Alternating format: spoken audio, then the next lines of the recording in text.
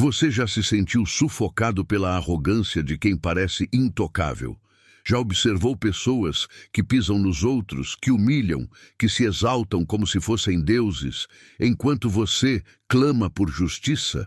Há um segredo milenar escondido nas páginas do Salmo 75, que não apenas responde esse clamor, mas revela como Deus opera o julgamento de forma tão precisa que arqueólogos e historiadores ficaram impressionados ao descobrir evidências dessa verdade espiritual na própria estrutura das civilizações antigas.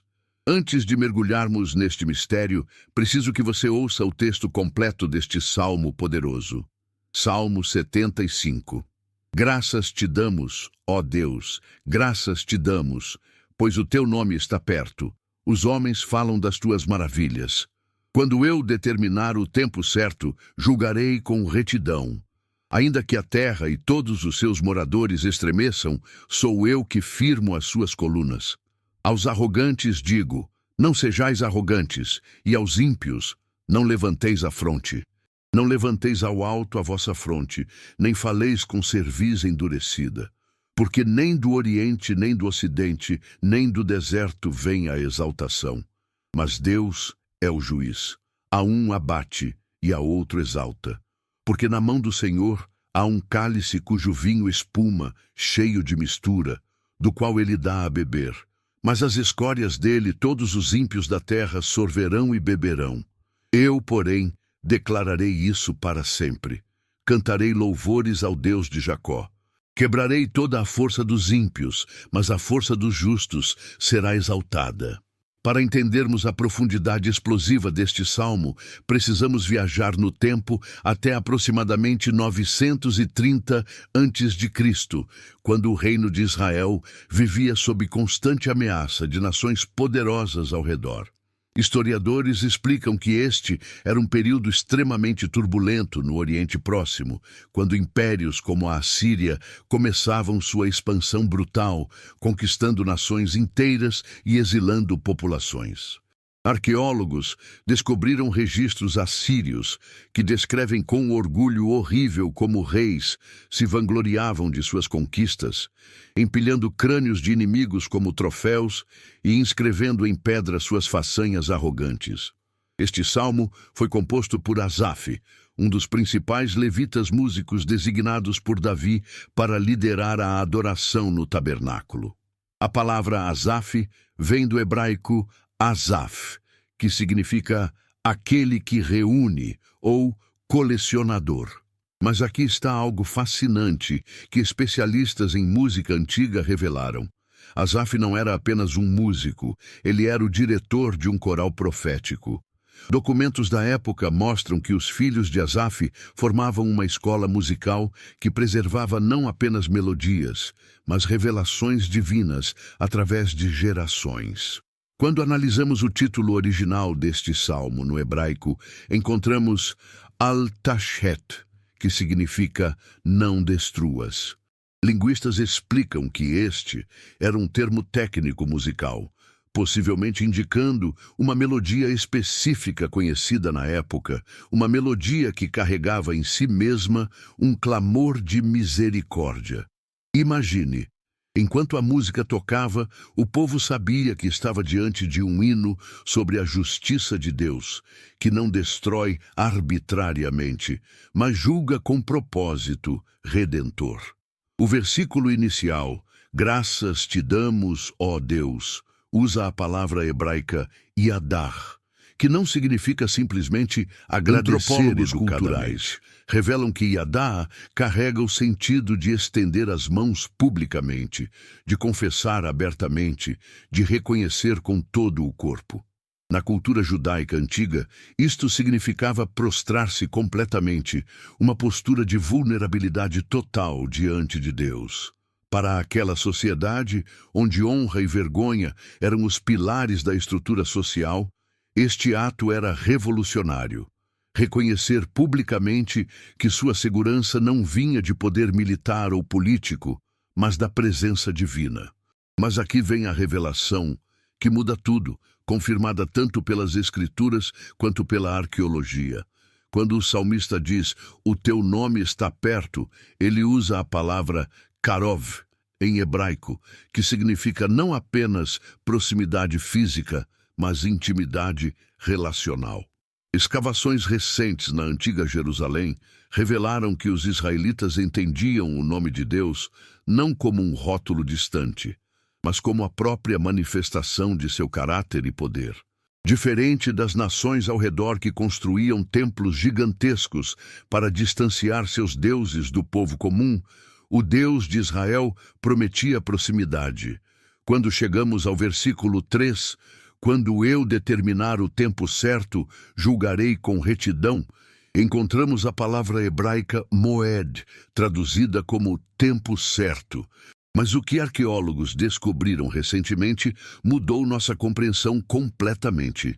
Moed era o termo técnico usado para festivais religiosos, momentos específicos marcados no calendário divino. Geólogos e astrônomos que estudam calendários antigos explicam que o povo de Israel vivia por um calendário lunar extremamente preciso, onde cada data tinha significado profético. Deus não julga no impulso da raiva. Ele marca datas exatas em seu calendário eterno. A frase, ainda que a terra e todos os seus moradores estremeçam, usa a palavra mug em hebraico, que significa derreter, dissolver, desmoronar. Geólogos que estudam a região da Palestrina antiga explicam que terremotos eram comuns naquela área, situada sobre a falha do Mar Morto, uma zona tectônica extremamente ativa. Quando o povo ouvia esta metáfora, eles entendiam visceralmente. Assim como a terra sólida pode tremer e se partir sem aviso, as estruturas humanas de poder, por mais firmes que pareçam, estão à mercê de forças que não controlam. Mas há algo ainda mais impressionante aqui. Quando Deus diz, sou eu que firmo as suas colunas, a palavra hebraica é tikanti, que vem de tikkun, significando consertar, estabelecer, ordenar. Engenheiros que estudam arquitetura antiga do Oriente Próximo ficaram fascinados ao descobrir que as colunas eram consideradas o elemento mais crítico de qualquer estrutura. Sem colunas firmes, palácios, templos e casas desabavam. Arqueólogos encontraram evidências de que quando um terremoto destruía uma cidade, a primeira coisa que buscadores de sobreviventes verificavam era a integridade das colunas. Deus está dizendo, enquanto tudo desmorona ao seu redor, eu sustento a estrutura fundamental da realidade. Agora chegamos ao coração pulsante deste salmo, nos versículos 4 e 5. Aos arrogantes digo, não sejais arrogantes, e aos ímpios, não levanteis a fronte. A palavra para arrogante aqui é halal, em hebraico, que interessantemente também significa louvar ou celebrar. Por séculos pensávamos que era apenas um jogo de palavras, até que descobertas arqueológicas revelaram algo chocante. Em culturas antigas do Oriente Próximo, especialmente na Mesopotâmia e Egito, reis literalmente celebravam a si mesmos, construíam templos para sua própria adoração, exigiam que súditos os louvassem como divinos. Historiadores documentaram que faraós egípcios contemporâneos ao período de Asaf se autoproclamavam filhos de Ra, o deus Sol, e exigiam adoração. Inscrições encontradas em Nínive, a capital assíria, mostram reis declarando: eu sou o Rei dos Reis, o Senhor dos Senhores. Quando o salmista ordena aos arrogantes que parem de celebrar a si mesmos, ele está confrontando diretamente a ideologia imperial dominante da época. Mas a frase seguinte é ainda mais poderosa. Não levanteis ao alto a vossa fronte, nem faleis com cerviz endurecida. A palavra keren, traduzida como fronte literalmente, significa chifre. Antropólogos culturais explicam que na antiguidade, chifres eram símbolos universais de poder, força e autoridade. Reis usavam coroas com chifres. Touros eram símbolos de poder reprodutivo e militar. Quando alguém levantava o chifre, estava declarando supremacia, desafiando outros para a batalha. Mas aqui está o que mais impressiona. Escavações em Tel El Amarna, no Egito, revelaram correspondências diplomáticas onde vassalos escreviam a faraós dizendo: "Levantei meu chifre contra meus inimigos graças ao seu poder." O salmista está virando esta linguagem de cabeça para baixo. Não levante seu chifre, porque seu poder não vem de você. O versículo 6 é um dos mais profundos de toda a Escritura. Porque nem do Oriente, nem do Ocidente, nem do deserto vem a exaltação. Geógrafos que estudam o Oriente Próximo Antigo explicam que estas direções tinham significado específico. Do Oriente vinham os grandes impérios da Mesopotâmia, Babilônia e Assíria, com seus exércitos aparentemente invencíveis. Do Ocidente vinha o Mar Mediterrâneo, com suas rotas comerciais controladas pelos fenícios, fonte de riqueza e poder econômico. Do deserto, ao sul, vinha o Egito, a superpotência da época, com seus recursos agrícolas abundantes graças ao Nilo. Mas a palavra hebraica para exaltação aqui é rum, que significa literalmente ser levantado, ser erguido. Especialistas em linguística semítica revelam que rum carrega uma nuance de elevação permanente, não temporária. E aqui está a verdade que arqueólogos confirmaram através da história. Todos aqueles impérios, com toda a sua arrogância, caíram. A Assíria, que parecia indestrutível, foi totalmente aniquilada pelos babilônicos em 612 a.C. A própria Babilônia, que destruiu Jerusalém, caiu diante dos persas em 539 a.C.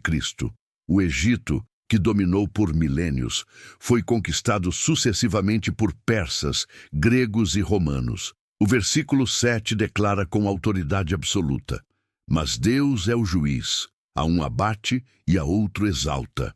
A palavra para juiz é shophet, e historiadores explicam que este termo no contexto hebraico antigo não significava apenas alguém que julga casos legais. Documentos da época dos juízes de Israel mostram que um shophet era um libertador designado por Deus, alguém que restaurava a ordem divina quando o caos humano prevalecia. O verbo abate vem de shapal, que significa humilhar, abaixar, trazer ao pó. O contraste com exalta da raiz rum que vimos antes é deliberado e devastador. Então chegamos ao versículo 8. Uma das imagens mais poderosas e perturbadoras de toda a Bíblia, porque na mão do Senhor há um cálice cujo vinho espuma, cheio de mistura, do qual ele dá a beber, mas as escórias dele todos os ímpios da terra sorverão e beberão. Aqui precisamos mergulhar profundamente no contexto cultural, porque esta metáfora é absolutamente carregada de significado. A palavra para cálice é kos, e arqueólogos descobriram milhares desses cálices em escavações por todo Israel. Mas o que torna este versículo fascinante é a frase vinho espuma, cheio de mistura. A palavra hebraica shemer, para espuma, indica fermentação ativa, vinho que ainda está borbulhando com poder químico. Especialistas em viticultura antiga explicam que vinhos da época eram frequentemente misturados com especiarias, ervas e, crucialmente, água. Um vinho não misturado era considerado perigosamente forte, usado apenas em contextos muito específicos. Mas aqui está o que muda tudo. Antropólogos que estudam práticas culturais antigas revelaram que, em banquetes reais do Oriente Próximo, o anfitrião servia vinho misturado aos convidados honrados e as escórias ou sedimentos que ficavam no fundo do cálice eram descartados. Servir a alguém apenas as escórias era a maior humilhação possível, uma declaração de que aquela pessoa não merecia nem o refúgio. Deus está usando a linguagem do banquete divino para dizer: Os arrogantes que pensavam que mereciam o lugar de honra à mesa cósmica vão descobrir que tudo que receberão é o resíduo amargo da própria maldade que destilaram. A palavra escórias, em hebraico, é shemarim, e químicos que estudam processos de fermentação antiga explicam que estes sedimentos continham todos os elementos mais amargos e tóxicos do vinho: taninos concentrados, leveduras mortas, impurezas. Beber isto puro causaria náusea violenta, mas o versículo diz que os ímpios não apenas provarão, mas sorverão e beberão completamente. Os verbos aqui indicam ação completa, exaustiva.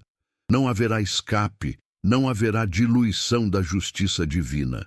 Agora, para aquela sociedade do século X antes de Cristo, esta linguagem do cálice tinha ainda outro nível de significado que descobertas recentes tornaram ainda mais claro. Documentos legais encontrados em Marinuzi, cidades mesopotâmicas contemporâneas, mostram que tratados entre reis frequentemente incluíam cerimônias onde vinho era compartilhado para selar acordos. Quebrar tal tratado significava beber o cálice da maldição. Deus está dizendo: há um tratado cósmico, uma ordem moral estabelecida na criação, e quem a quebra através da arrogância e opressão beberá as consequências até a última gota amarga. Os versículos finais, 9 e 10, mudam completamente o tom. Eu, porém, declararei isso para sempre. Cantarei louvores ao Deus de Jacó. Quebrarei toda a força dos ímpios, mas a força dos justos será exaltada. Aqui, Asaf muda da terceira pessoa, falando sobre Deus, para a primeira pessoa, falando como Deus, ou em nome de Deus. Especialistas em literatura profética explicam que esta transição marcava o momento onde o músico profeta era tomado pelo Espírito, tornando-se porta-voz direto da voz divina. A palavra declararei é nagad em hebraico, que significa muito mais que simplesmente falar. Linguistas revelam que nagad carrega o sentido de anunciar oficialmente, proclamar como mensageiro autorizado, tornar público o que era secreto. E a frase para sempre usa olam, um conceito hebraico que historiadores da filosofia antiga explicam ser diferente da eternidade grega. Olam significa através de todas as gerações humanas imagináveis, através de toda a história que pode ser contada. Quando o versículo diz, quebrarei toda a força dos ímpios, a palavra para força é novamente keren, chifre. Mas aqui está algo que arqueólogos metalúrgicos descobriram que ilumina este texto. Chifres de animais eram frequentemente usados como recipientes para óleo de unção e como instrumentos musicais, os chofares. Quebrar um chifre não era apenas remover poder, era destruir o símbolo de autoridade e a capacidade de comunicação. Um rei sem seu chifre era um rei silenciado, destronado publicamente. E então vem a promessa final, radiante como amanhecer após a noite mais escura. Mas a força dos justos será exaltada. Aqui a palavra é rum, novamente. Aquela elevação permanente que nenhum império humano pode alcançar. Mas quem são estes justos? A palavra hebraica é tzadik, e teólogos que estudam o conceito de justiça no Antigo Testamento explicam algo revolucionário. Tzadik não significa pessoas moralmente perfeitas, mas pessoas que estão em relacionamento correto com Deus, que confiam nele em vez de confiar em si mesmas, que dobram seus joelhos em lugar de levantar seus chifres. Então, o que tudo isso significa para você hoje, 3.000 anos depois, vivendo em um mundo que parece dominado por pessoas arrogantes, por sistemas injustos, por líderes que pisam nos fracos?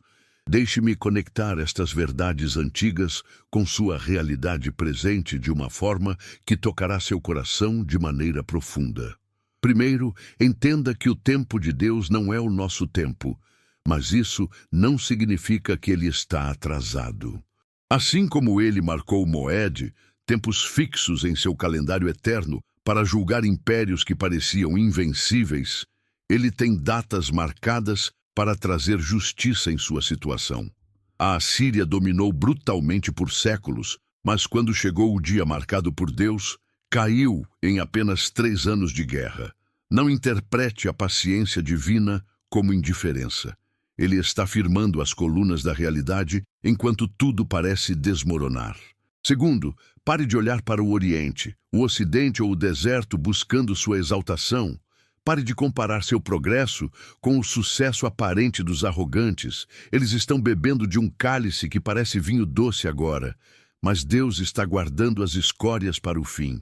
Sua exaltação, seu rum permanente, só pode vir de uma fonte, o Deus que é juiz. E aqui está o segredo que mudará sua vida. Exaltação verdadeira não é ter mais que outros, é estar em paz consigo mesmo porque está em paz com Deus.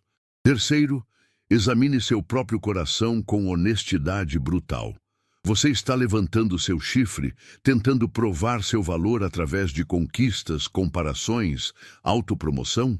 Ou está estendendo suas mãos em Iadá, reconhecendo publicamente que sua força vem de Deus? A linha entre confiança saudável e arrogância destrutiva é fina, mas clara. Arrogância celebra a si mesma e precisa rebaixar outros para se sentir elevada. Confiança em Deus celebra a graça recebida e deseja que outros também sejam elevados. Quarto, e isto é crucial, quando você vir ímpios prosperando, quando testemunhar injustiça triunfando, não deixe que a amargura envenene seu coração. Lembre-se do cálice.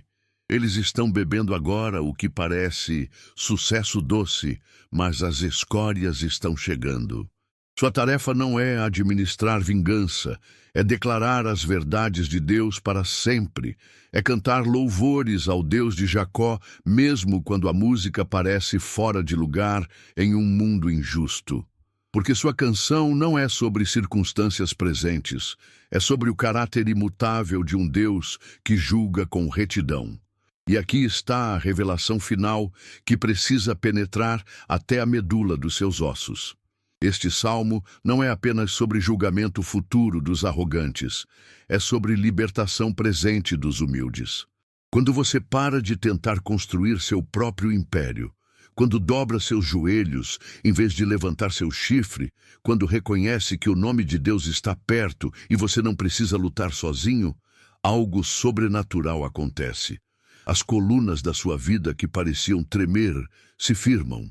Não porque suas circunstâncias mudaram magicamente, mas porque você descobriu que quem sustenta as colunas da realidade sustenta também as colunas da sua existência. Imagine por um momento o que Deus quer te mostrar através desta descoberta milenar preservada para você. Que justiça não é uma esperança vaga, mas uma certeza arqueológica. Todos os impérios que o salmista viu caíram exatamente como ele profetizou. E todos os sistemas arrogantes de hoje cairão também. Mas mais que isso, você não precisa esperar o futuro para experimentar a exaltação de Deus. Ela começa agora, no momento em que você escolhe tzadik, escolhe relacionamento correto com Ele, em vez de buscar validação nos lugares errados. Então, aqui está sua aplicação prática, sua resposta ao mistério do Salmo 75. Toda manhã, antes de levantar para enfrentar seu dia, estenda suas mãos em Iadá. Reconheça que o nome de Deus está perto. Quando alguém tentar provocá-lo, lembre-se de que exaltação não vem de vencer discussões ou provar superioridade. Quando a injustiça queimar em seu peito, lembre-se do cálice e confie no Moed, marcado por Deus.